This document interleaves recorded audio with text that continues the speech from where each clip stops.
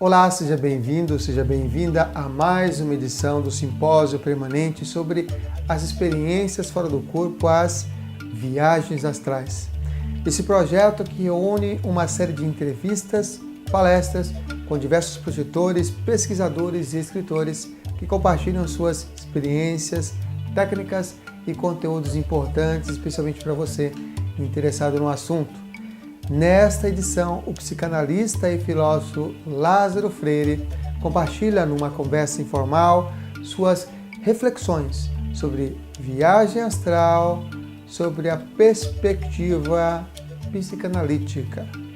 Lázaro é coordenador de filosofia no grupo de neuropsicanálise no Departamento de Medicina Comportamental da EPM Unifesp. Colaborador em diversas revistas e sites, é palestrante espiritualista, psicanalista transpessoal e junguiano, filósofo pelo Seminário de São Paulo, com ênfase em História e Filosofia da Religião, e é o criador da lista Voadores de Projeção Astral e Espiritualidade no Cotidiano. Lembrando que se você tiver dúvidas sobre o tema, a melhor e a mais rápida forma de obter resposta é enviar um áudio por WhatsApp para o número 11 98880 1545. 11 98880 1545. Outra maneira é digitar suas questões no campo de comentários diretamente em nosso canal no YouTube. Que as melhores energias cheguem até você. Discernimento, paz, luz e amor.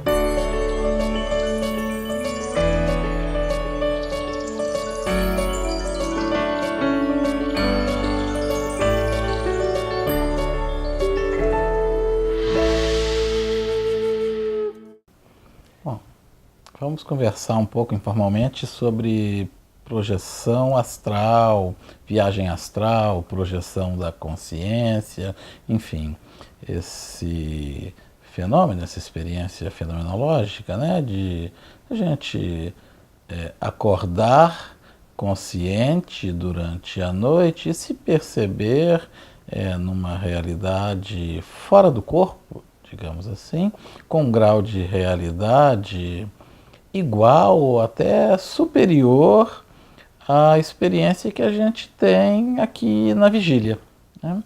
Esse é um fenômeno que ocorre comigo e com muitas pessoas, no caso meu, desde a adolescência. Me parece ser um fenômeno natural do ser humano e até onde eu posso perceber dos mamíferos em geral, né? É um estado natural. Talvez o nosso medo às vezes altere um pouco, mas havendo uma espécie de relaxamento, me parece um fenômeno relativamente comum. Ele é relatado em todas as culturas. Na minha compreensão, ele não é propriedade aí de grupo esotérico ou religião alguma, ele não embute nenhum perigo, né? Enfim, é uma capacidade natural do ser humano, né? Você vai ver relatos, ainda que às vezes cifrados, outros mais diretos na Bíblia, você vai ver na tradição esotérica de diversos povos, você vai ver no xamanismo, né? Você vai ver no estudo da vida dos santos, enfim. Eu comecei a ter fenômenos dessa ordem desde a adolescência. A princípio não sabia o que acontecia comigo, e depois aí em alguns agrupamentos espiritualistas eu fui encontrando algumas respostas parciais, né? Porque cada agrupamento que eu encontrei me davam algumas respostas, mas também tentavam vender o pacote consciencial deles. O que é mais ou menos compreensível. Eu acho que é humano também, né? Tão humano aí quanto o fenômeno, enfim. Mas eu fui percebendo também com o tempo que a projeção não necessariamente precisava daqueles pedágios conscienciais que me eram vendidos por alguns agrupamentos espiritualistas ou por alguns agrupamentos esotéricos, ocultistas, enfim, né? Ao longo do meu caminho encontrei outras pessoas que também passavam por essa experiência. Enfim, a internet hoje tem uma literatura bastante ampla a respeito. Eu tenho orgulho de ter colaborado bastante com isso. Eu sou um dos fundadores da internet no Brasil em geral, porque eu trabalhei com informática durante um tempo, e isso coincidiu com a época em que eu trabalhava mais diretamente justamente com projeção, palestra, esclarecimento consciencial. Né? Hoje eu trabalho com psicanálise, mas na época eu trabalhava bastante com informática. Mas quando eu comecei não era bem assim. Mesmo os livros eram mais difíceis, a informação era mais difícil, havia muitos mitos, havia muita crendice, e inclusive em função disso, né, quer dizer, os poucos grupos que haviam na internet ainda eram muito formais, né, tinham sua utilidade, mas para minha compreensão eram meio chatos. Enfim, eram meio, né, eram muito tecnicistas, tinha aquela linguagem típica da internet americana, cheio de regras, né, muito só pode falar dentro daquele tema, era um pouco meio alijado da experiência humana, da experiência social humana. Não havia Facebook, né, não havia Orkut, não havia Twitter, não havia nada disso, mas a gente sabia que, né, puxa, eu entrar ali perguntando, olha, o que isso acontece, enfim, aquele formato FAQ, não era a maneira mais adequada, a meu ver, para lidar com esse experimento com essa experiência que era, por um lado, bastante humana, bastante natural e bastante recorrente, né? Então, em função disso, eu que estudava o assunto, frequentava alguns grupos, particularmente na época o IPPB, do professor Wagner Borges, em complemento já a outras pesquisas que eu já fazia desde o tempo da minha experiência espírita e antes com Valdo Vieira. Enfim, eu fundei um grupo de espiritualidade e projeção astral chamado Grupo Voadores na internet no ano de 2000, que veio a ser o maior grupo de internet, a maior lista de discussão de todos os assuntos da internet brasileira, né? Para você ver o quanto que esse assunto gerava curiosidade, gerava interesse, o quanto havia gente passando por isso, né? Não era minha intenção ser o maior grupo sequer de projeção, né? Sequer o maior grupo de espiritualidade, o que dirá o maior grupo de todos os temas, né? A gente fez um grupo simplesmente como uma alternativa menor para poder tratar o assunto da projeção astral dentro de uma abordagem espiritualista e humana. Eu queria tratar falando de bom humor, encontrando amigos, como eu acho que a experiência humana é, né? Enfim, não de uma maneira tecnicista, mas inserido dentro da condição humana. Eu imaginava que isso fosse ocupar um subconjunto dentro da projeção astral e levar informação sem esse lado dogmático, sem esse lado, né, formal. Vamos falar, puxa, um grupo tem uma informação, vamos colocar. O outro grupo, uma ordem esotérica, tem uma informação que é preciosa, vamos divulgar também, né? Queria levar isso de uma maneira universalista. E a gente fez o grupo para essa troca de informação, porque eu percebia naquela época, naquele beabá da internet brasileira, naqueles primeiros passos da internet, que ela tinha um potencial muito grande disso, de agrupamento social, né? Eu já trabalhava com internet para pessoas com síndrome de pânico, né? Porque era uma maneira muito interessante de alcançar pessoas que não saíam de casa, né? E aí, com isso, a gente também conseguiu pegar pessoas em todo o Brasil, enfim, pessoas que simplesmente não tinham como falar desse assunto, né? Gente que estava tendo experiências disso, que estavam em famílias católicas no interior do Brasil, brasileiros que estavam no Japão, que estavam em Londres, enfim, em outro contexto religioso, às vezes separados de família, sem acesso aos grandes institutos, que estavam em São Paulo, Rio, enfim, e começaram a ver ali pela internet que aquilo que elas passavam era normal, tinha um monte de gente, e o que mais bacana, gente humana, né? Gente que ria, que brincava, que namorava, que não era nenhum mestre, gente que cometia erro, né? Que passava pelos mesmos problemas que ela, encontrando solução e trocando experiências. E, né, hoje eu compreendo isso, mas na época, para minha surpresa, esse grupo cresceu bastante, de uma maneira muito rápida, e a gente passou a ter milhares e milhares de pessoas, acho que mais de 30 mil pessoas passaram por esse grupo de troca de experiências, né, no Yahoo Groups, né, na última versão deles,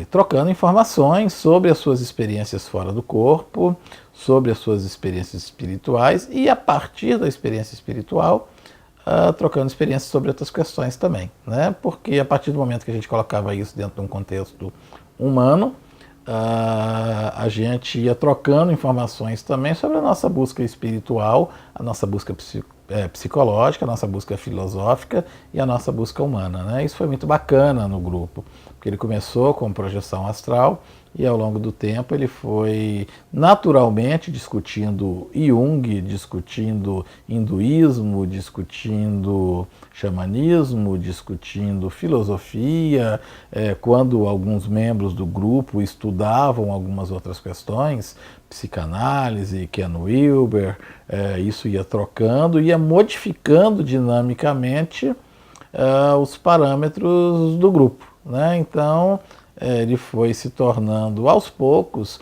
um grupo de espiritualidade no cotidiano com base na projeção, né? Tendo como ponto de partida a projeção astral, né? A gente hoje tem mais de 100 mil mensagens trocadas e isso deu para a gente também um background sobre experiências fora do corpo, assim, um acervo um acervo universalista sobre experiência fora do corpo muito grande. Eu não conheço um outro acervo, né? Porque a gente tem ali, na prática, coisas acontecendo o tempo inteiro. A gente chegava a ter 60, 100 mensagens por dia, né? Perguntando, respondendo, relatos, enfim, experiências, né? Sintetizando, o que eu pude perceber dali é que essa projeção é um fenômeno natural, né? É um fenômeno, na minha percepção, real para quem a tem. Nossa abordagem era relatar, né, para que as pessoas pudessem trocar informação. A gente tentou sempre fazer isso de uma maneira universalista, ou seja, colocá-la pegando o que tem de bom em cada abordagem, né? O que eu pude perceber ali, além do que a gente tem na literatura clássica, né, eu pude perceber algumas características bem interessantes, algumas possibilidades bem interessantes no fenômeno fora do corpo, né, no fenômeno de projeção da consciência, como alguns acessos, por exemplo, a realidades que parecem transcender o tempo, né?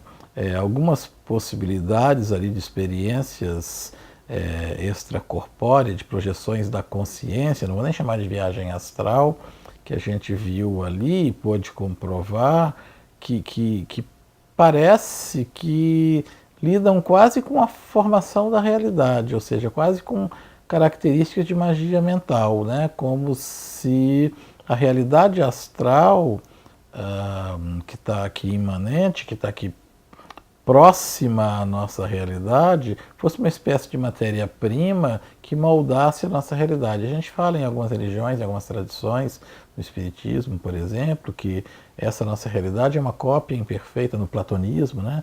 É uma cópia imperfeita de um mundo astral, né? Mas assim, eu pude perceber em alguns relatos e algumas experiências, inclusive minhas, de situações que estavam para se concretizar no mundo material, em que eu me projetei em alguns cenários em que isso estava em formação, né?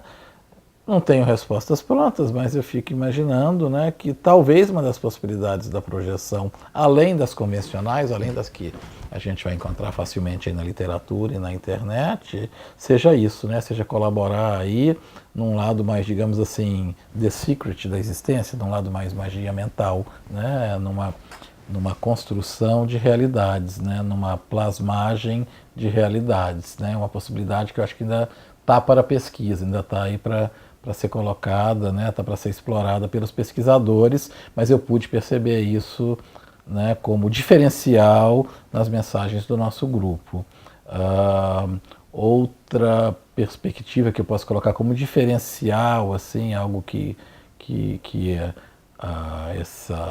essa base de dados de 100 mil mensagens deu para a gente, são algumas experiências fora do corpo que me fizeram questionar os limites, inclusive do eu, né? Até que ponto meu ego individual se funde com o coletivo, né? Algumas experiências que dão a entender quase como se a gente fizesse parte de uma espécie de alma mais coletiva, né? A gente sempre pensa normalmente a projeção dentro da experiência, dentro do nosso modelo espiritualista, que é o modelo com o qual eu procuro trabalhar, né? Eu tenho um espírito, ou melhor, o meu espírito me tem, um para um, né? Mas, assim, eu percebi algumas situações em que parece que a gente trabalha quase como alma-grupo. Não sei, isso aí está para pesquisa, não tenho certeza, né? Mas de tanto a gente ver algumas experiências que desafiam o senso comum espiritualista, o slogan do nosso grupo, que chama Voadores, passou a ser, desde aquela época, somos todos um só, né? Porque para a gente era muito claro que a consciência, que algo do divino parecia ser, por aquilo que a gente percebia, algo coletivo, né? Posteriormente surgiu um site, eu não sei se ele se inspirou ali nas mensagens do grupo ou não, porque muitos dos nossos membros eram colaboradores desse site, chamado Somos Todos Um, né? Mas estou deixando claro que a gente trabalhava com isso aí já desde 2000, ok, mas a partir deste princípio, né, de que por que a gente chama Somos Todos Um Só, porque não é uma alusão ao site, ao contrário, é uma alusão ao fato de que a gente percebeu nessas experiências comunicações quase, né? Eu tenho muito cuidado, mas já que a proposta aqui dessa série de entrevistas a gente tentar colocar diferenciais, né? Quase como se a gente acessasse eus do futuro, ou eus do passado, ou possibilidades de encontrar uma espécie de alma coletiva, né? Enfim. Então, como se a existência fosse mais do que meu eu individual. Também uma experiência interessante que a gente percebeu ali. Atualmente eu trabalho com psicanálise, né, com psicanálise transpessoal, e isso também foi uma evolução a partir das minhas experiências fora do corpo, né? A partir da Voadores, a gente foi organizando, porque a gente viu que a projeção astral é um fenômeno espiritual e psíquico ao mesmo tempo, e isso nos levou à compreensão dos símbolos, né? Porque havia uma parte onírica e uma parte projetiva. Isso nos levou a Jung, isso nos levou a compreender o que havia de simbólico ali, a distinguir o psicológico do real. Hoje eu tenho uma compreensão diferente. E o que nos levou a fazer formações em psicanálise, etc. Então, às vezes as pessoas me perguntam como é que a psicanálise encara a projeção astral, como é que a projeção encara a psicanálise. Ora, a psicanálise clássica não trabalha com projeção e não tem que trabalhar porque são objetos de estudo diferentes, né? Eu não acho que invalida nem endossa. Mas se a gente for pensar bem em qual é o método filosófico de trabalho da psicanálise ou do Jung, eles são observadores dos fenômenos da consciência. E nisso, um projetor não dogmático, isso um projetor não dogmático também é, né? Eu aqui, enquanto psicanalista, eu não devo, pelo menos o Freud eu entendo que não fazia isso, o Jung não fazia isso, eu não devo ter certezas sobre aquilo que acontece com o meu paciente, né? Eu observo da minha posição, né? Então eu observo isso fenomenologicamente, eu observo o fenômeno que acontece a ele. Quando eu falo que algo é um ego, que algo é um superego, eu não estou vendo um ego, um superego passeando. Eu estou observando algo que está acontecendo na mente da pessoa, enquanto aquilo é perceptível para ele. Ora, A meu ver, a projeção astral, como a gente fala, trata-se do mesmo fenômeno, né? Eu não estou aqui. Quando um paciente disse para mim, eu encontrei minha namorada ontem, não estou dizendo se esse encontro foi real ou não foi real, né? Há dentro da mente dele um fato mental, uma reação emocional a um encontro com a namorada dele, é uma lembrança com o encontro com a namorada dele. Isso é real enquanto fato psíquico. Ou seja, nós aqui na psicanálise, ou qualquer terapeuta, deveria trabalhar com fatos psíquicos, com fatos internos, né? Um antigo professor meu falava, bom, se alguém chega na clínica dizendo que foi estuprado e você percebe pela incoerência nos argumentos que a pessoa provavelmente não foi estuprada, você não deve dizer isso para ela, porque não cabe a você, né, ser ginecologista ou historiador, né? A pessoa tem uma reação interna a um estupro, então ela foi estuprada. Do ponto de vista psicológico, ela foi, porque ela reage internamente a uma agressão mental. Na mente dela, ela teve essa agressão, né? Enfim, então, do ponto de vista psicológico, do ponto de vista psicanalítico, se uma pessoa tem uma experiência de projeção astral, e eu tenho experiências que eu chamo de projeção astral, não cabe ao profissional psi, até onde eu percebo, discutir a veracidade epistemológica daquela experiência, mas sim a experiência mental daquilo, a experiência simbólica daquilo. Se eu interpreto se um tropeção recorrente da pessoa no mundo real tem significado ou não, por que eu não vou interpretar se a experiência astral ou espiritual dela tem significado ou não? E é assim que eu procedo, né? Se for um sonho, eu vou na experiência simbólica do sonho. Se for uma projeção astral, eu vou na experiência simbólica da projeção astral. E com isso eu não estou duvidando que ela foi projetada, né? E se ela bate o carro toda vez do mesmo lado, eu vou interpretar porque ela bate o carro toda vez do mesmo lado. Eu não estou duvidando que ela bateu o carro, eu sei que ela bateu o carro, né? Enfim, mas a gente está trabalhando com uma realidade simbólica e não com a realidade manifesta, né? Enfim, então, por um lado, a psicanálise não trabalha com a projeção enquanto, vamos dizer assim, epistemologia, enquanto conhecimento. Eu não estou aqui para dizer a veracidade, talvez aí o teólogo, o espiritualista vai dizer o que é isso enquanto natureza, como é que é a natureza do plano astral, mas a gente tem que trabalhar, eu acho que a gente tem que trabalhar enquanto realidade psíquica acessível da pessoa que nos procura, né? E é assim que eu procuro trabalhar. Uma outra confusão que se faz é com o termo projeção, que ele tem um outro significado na psicologia. Não há incompatibilidade nenhuma, são só duas coisas com o mesmo nome, né? A gente chama projetar quando eu pego um conteúdo meu e jogo no outro, né? Quer dizer, como diz o Homer Simpson, a culpa é minha e eu coloco em quem eu quiser. Enfim, então, para se livrar de um processo psíquico meu, eu tento atribuir a culpa para o outro, a responsabilidade para o outro, enfim, para não ver algo que eu estou fazendo de errado, a gente chama de projetar. É um nome técnico, né? Porque eu estou tirando uma instância minha e colocando ali, né? Por coincidência, a gente usa uma mesma palavra do português, ou, enfim, projetar, né, quando a gente sai do corpo. Mas não se trata da mesma coisa, é um outro sentido para uma mesma palavra, e igual ocorre com diversas outras coisas, né? Eu tenho bala de revólver e tenho bala de chupar, não é a mesma coisa. Enfim, mas é uma confusão que se faz, e como a ideia aqui é didática, é importante que a gente esclareça. Isso não gera nenhuma incompatibilidade entre a psicologia e a projeção. Um outro termo que a gente faz bastante confusão é entre inconsciente e espiritualidade, né? Você vai ver psicólogo, às vezes mais ignorante não como agressão, ignorante no sentido de ignorar mesmo, né? Descartando o fenômeno espiritual, porque ele quer encaixar tudo dentro do inconsciente. E vice-versa, né? Você vai ver espiritualista mais ignorante, ignorante no sentido de ignorar, né?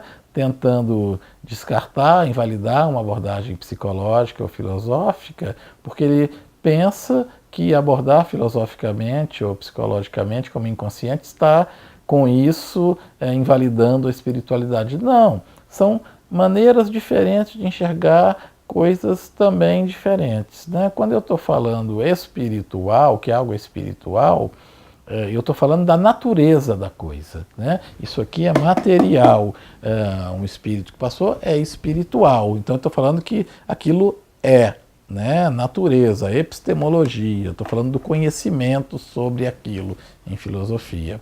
Quando eu falo consciente ou inconsciente, eu não estou falando da natureza, porque para falar de uma natureza eu estou partindo do pressuposto que eu sei o que é aquilo.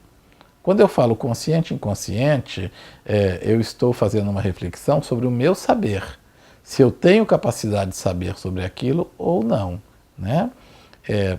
Eu estou vendo um espírito aqui, vocês estão vendo pela câmera? Não, não estão vendo. Eu posso dizer que não tem espírito aqui? Não, não posso. Talvez tenha, espero que tenha bons espíritos nos acompanhando aqui. Mas como eu não posso ver, eu estou dizendo que isso me é inconsciente, né? Então, assim, se eu falar que não tem, é muita presunção da minha parte. Se eu falar que tem, também é presunção da minha parte. Então, como método de trabalho, para algumas coisas eu trabalho de maneira inconsciente. Quando eu vou trabalhar com sonhos, se eu falar assim que o sonho seu veio de um espírito, talvez venha. Mas aí, o que eu estou fazendo? Eu estou atribuindo e com isso vai todo um pacote de crença, né? Que pode estar certo ou pode estar errado, né? Não estou dizendo que não venha, talvez venha. Mas eu não tenho condição de afirmar isso, ou não deveria, enquanto psicólogo. Pode ser que a pessoa seja crente, pode ser que tenha saído da mente dela. Então, como maneira de trabalhar, eu trabalho com isso de uma forma inconsciente, ou seja, eu não sei, pode ser que venha. Isso é só uma forma de trabalho. Se meu paciente for crente e ele acha que veio, aquilo veio do anjo do Senhor, pode ser, vai que ele tem razão, vai que é o modelo dele de mundo que está certo e não o meu, né? Mas eu não vi o anjo do Senhor, então eu falo, foi inconsciente, foi uma causa invisível. E se veio de uma área da mente dele? Pode ser, então me é inconsciente. E se foi o obsessor? Eu vi? Não vi, é inconsciente. Então eu não estou negando a espiritualidade, ao contrário, quando eu falo inconsciente, eu estou incluindo a espiritualidade, né? Então, assim, um psicólogo trabalha com a projeção astral de uma maneira inconsciente, né? Então, assim, a gente vê colegas, talvez por desconhecimento, falando, o cara não aceita espiritualidade, ele agora está falando que tudo é inconsciente. Não, quando eu falo que tudo é inconsciente, eu estou, na verdade, aceitando que aquilo é espiritual, né? Mas por método, por um respeito profundo à crença do paciente, que pode não ser igual a minha e a minha crença, por método, eu lido com aquilo, como aquilo se apresenta, e não pela determinação do que aquilo é, né? É só uma maneira bacana de lidar com a coisa, né? Então como direi, uma confusão que se faz, né? É a sombra ou é o obsessor? Sombra é um termo do inconsciente. Quando eu falo sombra, pode ser o obsessor, pode ser o demônio, se o cara for crente, pode ser uma área da mente dele que está com problema. Tanto faz, porque sombra é um termo do inconsciente, ou seja, eu não estou dizendo que aquilo é um conceito de como aquilo se manifesta na mente da pessoa, porque quando Deus fala com as pessoas, fala a partir da mente das pessoas, né? Isso é uma forma bacana, é uma forma fenomenológica de lidar com a coisa sem ter que dizer o que a coisa é, tá? Então também é um esclarecimento que a gente faz assim, que acho que é uma contribuição que uma abordagem psicológica e espiritualista pode dar aí para o estudo do fenômeno, né? Casos incomuns de projeção, né? Mais ainda. Eu não sei se a consciência repousa no chakra frontal, eu não sei se a consciência repousa na mente ou se repousa em cada célula do corpo. Lidando com 100 mil mensagens de 30 mil pessoas lá na Voadores, e eu não sei se eu sou um bom projetor ou se os amparadores foram talvez generosos comigo por eu estar coordenando um grupo tão grande. Eu quero crer isso, né? Que eu sou um cara medíocre, mas talvez por eu estar num grupo grande, algumas projeções me foram patrocinadas para poder dar testemunho, talvez, não sei. né? Como eu procuro ver de uma maneira humilde isso. Mas eu já tive algumas experiências bastante incomuns, né? Enfim, numa delas, por exemplo, não estou dizendo que seja assim, porque eu já vi gente dizendo que isso não pode ter acontecido, mas foi como eu percebi, né? Já teve uma vez que eu saí dirigindo do Centro Empresarial de São Paulo e o trânsito estava tremendo, né? E aí, em determinado momento, eu entrei numa espécie de transe. Bom, o fato é que eu me vi projetado fora do corpo, né? Não me pergunte como, mas eu estava dirigindo e meu carro na época não era automático, né? E eu participei de uma projeção assistencial, enfim, e tempos depois, né, eu voltei a mim e eu estava do outro lado da cidade. Eu morava na região da saúde, eu trabalhava no centro empresarial na época e o carro estava lá, né? Como é que eu atravessei a cidade no horário do rush naquele horário, né? Então, assim, eu fiquei pensando, né? Alguém do paradigma espírita falou sua participação naquela projeção assistencial era muito importante, de modo que a espiritualidade providenciou alguém para dirigir o carro para você, né? Enfim, eu achei meio forçado. Eu acho que eu não estou com essa bola toda para merecer um Jarbas espiritual, né? Enfim, dirigindo ali para mim, né? Eu acho que não, acho que pode ser, não descarto nada, mas eu acho que não, né? Então, assim, fenômenos como esse... Já teve vezes que eu falei isso num congresso de projeção e as pessoas brigaram. Ah, porque não pode ser, enfim, porque você acha que foi isso, mas não foi. Pode ser, de repente você tem razão. Eu só estou dizendo, só estou relatando. Não quero... Nunca quis convencer de ninguém de nada, gente. Me desculpe, eu falo para relatar e não para provar. Eu tenho 1000 dúvidas, porque... eu falo que eu tenho a teoria do babaca, né? Assim, porque aos 30 anos eu tinha certeza sobre tudo, né? Sobre tudo, tudo, tudo. E aí aos 35 eu olhei para o Lázaro de 30 e falei, cara, você era um babaca, né? Você não sabia nada. Agora eu tenho a certeza, né? Enfim, puta, como você falava merda e achava que estava com razão de tudo, né? Ok. E aí eu comecei a explicar na internet o quanto eu estava errado e que agora eu tinha a grande verdade. Só que aos 40 anos de idade, eu olhei para o Lázaro de 35 e vi que o Lázaro de 35 é que era um babaca, né? Porque ele ainda achava que tinha razão, né, naquilo. E aí quando eu cheguei aos 45, eu vi que o Lázaro de 40 é que era um babaca que achava que tinha certeza e não tinha. Então agora aos 50, eu já parto do pressuposto que agora eu já sou um bobo que não sei de nada, né? Enfim. Então, quando eu vejo essas situações que as pessoas fazem questão de dizer que eu sou errado, que eu não sei, que eu estou obsediado, que eu não podia estar falando o que eu estou falando, tem razão. Pode ser. Eu realmente, quando a gente vai estudando essas coisas, a gente vai vendo que a gente não sabe de nada mesmo. Mas assim, na minha parca compreensão, o que eu pude imaginar para aquele fenômeno, né, é que parte da minha consciência, pelo menos da minha consciência autômata, ficou no carro. Não a consciência ego, consciente, como é que chama, né? Mas enfim, algo autômato, da mesma maneira que meu coração bate, da mesma maneira que, né, a gente tem um sistema nervoso autômato, talvez, como os Rosacruzes dizem, né, em cada célula do corpo repouse uma fração da consciência, mas num nível que a gente não consegue perceber. Né? Por que a pressão arterial se controla? Quem é que cuida da homeostase do corpo, que faz com que a gente mantenha a saúde? Né? O fato é que alguma coisa manteve o controle do corpo, mínimo. Tudo bem que eu faço isso tanto ao longo do dia que isso continua funcionando. Primeira, segunda, tá certo, né? Dirigir em São Paulo no trânsito não precisa de muita coisa, né? Precisa de muito cérebro para isso, né? Enfim. Mas alguma microporção de consciência, na minha compreensão, ficou ali naquele carro, né? Conduzindo aquilo, né? Sabe quando você está fazendo uma coisa que você nem percebe? Você fica aqui automatizado e sua mente vai longe? Só que assim, chegou num tal ponto que minha mente foi tão longe que eu consegui me projetar.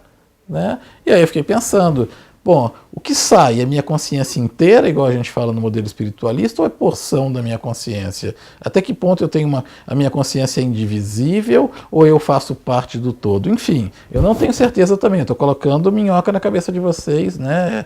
É estímulo para os pesquisadores futuros, enfim. Mas Aí, um dia eu achei um relato do Valdo Vieira, que não é igual, mas é parecido, que assim, que só coloca, né, que ele estava também de moto. Eu ando de moto, mas isso nunca me aconteceu, ainda bem. Né? Ele estava de moto e ele se viu projetado vendo ele na moto embaixo. Ah, né? Então, assim, pode ser uma coisa análoga. Não estou dizendo que seja igual, né? Mas é parecido, né? Como é que ele pode estar controlando a moto, fazendo a curva, que é mais ou menos automatizado, ok? Quando a gente acelera a moto vai mais ou menos sozinha, mas não é 100% sozinha não. Se você não fizer um micro movimento, né, que envolve cérebro ali, visão e é tudo muito rápido, você se esborracha, né? E ao mesmo tempo ele estava projetado fora, né? Então assim, alguns fenômenos que aconteceram são muito interessantes. Esse modelo espiritualista, ele explicou 99,9% das experiências que a gente viu, mas o 1%, 0,1% que não explicou, dá margem aí a pesquisas muito legais, né?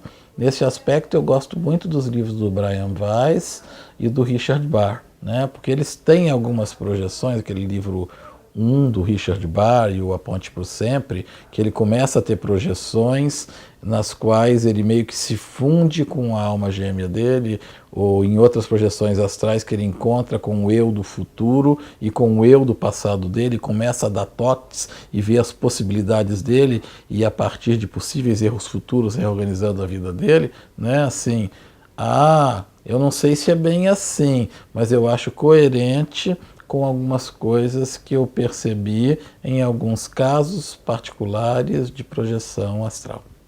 Reunindo tudo, quer dizer, a conclusão que eu chego é que é uma experiência natural do ser humano, né? Que a gente vê em todas as épocas, assim como sonhos, assim como viver, né? Inclusive, eu vejo as pessoas muito preocupadas ali no grupo Voadores. E chocolate faz mal para projeção ou faz bem? Feijoada faz mal ou faz bem? Fumar faz mal ou faz bem? Curioso é que no período mais produtivo das minhas projeções eu era um fumante inveterado, né? Hoje eu sou menos projetor por outros motivos, enfim, e eu não fumo, né? Enfim, então fumar faz muito mal para muita coisa, mas na minha experiência pessoal, por exemplo, fumar não fez mal para a projeção. Né? Fez mal para outras coisas, para captura prânica. Eu parei, um dos motivos que fez eu parar de fumar foi pensar que, poxa, eu pratico yoga, eu tento purificar, né, a captura energética a partir da respiração. E de repente eu fumo algo, prendo no pulmão. Para mim era uma marcha ré, né? Então era incoerente, né? Parei de beber, assim, ou pelo menos evitar excesso, porque também eu estou tentando trabalhar o chakra frontal, buscar a clarividência, buscar maior lucidez fora do corpo e dentro do corpo. Aí de repente eu vou começar a beber, não que eu não posso, não que eu não goste, gosto, mas para mim era uma marcha ré, né? Eu vou fazer alguma coisa que é o contrário da lucidez que eu estou buscando, né? Uma vela para Deus, uma vela para o diabo. Quer dizer, para que eu estou dando 3 passos para frente se eu vou dar 5 para trás, né? Então, poder posso, como diz Paulo de Tarso, tudo me é lícito, mas nem tudo me convém. É questão de coerência, discernimento, não é porque, né, o pastor ali ou o guru proibiu. Enfim, então eu acho que sendo uma característica natural vale mais o bom senso, né? Se você quer fazer isso durante o sono, tudo que atrapalha o seu sono vai te atrapalhar. Né? Então é óbvio que coisas que alterem seu metabolismo, comidas pesadas, cafeína, não é porque é do mal, mas é porque vai afetar seu metabolismo, cara, né? Café demais à noite, enfim, mas assim, como tudo na vida, é uma questão natural. O que a gente aprende com isso, assim, é que assim, um bom projetor que aproveita bem essa experiência da noite é um bom ser humano que aproveita bem a experiência da vida. Tudo é sintonia, né? É óbvio, não precisa nem dizer. Então, evidentemente, se eu sair do corpo, eu vou estar em algo que é compatível com aquilo que eu sou, com aquilo que eu busco, né? Mas assim, às vezes lá fora eu não tenho muita liberdade de escolha, né, para a sintonia de onde eu fui parar. Aqui eu tenho, né? Aqui eu posso escolher. O O Sai Baba tem uma frase muito legal, né, que ele diz que sátvico, ou seja, equilibrado, não é só o alimento que eu como, né? Não é só a comida que tem que ser sátiva, né? A música que eu escuto tem que ser sátiva, porque eu estou pegando de fora e colocando para dentro, né? O lugar que eu piso tem que ser sátiva, porque eu estou indo num lugar e colocando para dentro de mim. Tudo que eu coloco para dentro de mim, meu amigo, a música, né, a sintonia, tem que ser sátiva. Em outras palavras, a projeção da noite começa na hora que eu acordo e não na hora que eu durmo. Quando eu acordo de manhã, eu vou escolher a sintonia que eu quero para mim, eu vou escolher o humor que eu tenho, eu vou escolher o que eu vou ler, o que eu leio é equilíbrio, o amigo que eu escolho é equilíbrio, a música que eu escolho é equilíbrio. Não é que você tem que ficar escutando o dia inteiro, naturalidade, mas, né? Não vou dar exemplo, mas poxa vida, né? Tem que ter um pouco de coerência, né? Não é que eu preciso, sei lá, virar mega vegano radical. Se você gosta disso, legal, mas um pouco de coerência. Se você quer encontrar lugares sutis, seja um pouco sutil, né? Se você quer encontrar harmonia, né, e mestres espirituais legais, seja também um cara equilibrado. Então, e isso é legal porque vira um processo, né? Como você está buscando coisas legais, você vai se tornando alguém legal também. Isso foi uma coisa que eu acabei tirando como conclusão na Voadores. A gente foi para lá buscando a projeção como fim, e no final a projeção virou um caminho. No final, lógico que a projeção era importante, mas não era nem tão importante assim, porque através da projeção astral as pessoas melhoraram, as pessoas buscaram outras coisas, as pessoas se encontraram, né?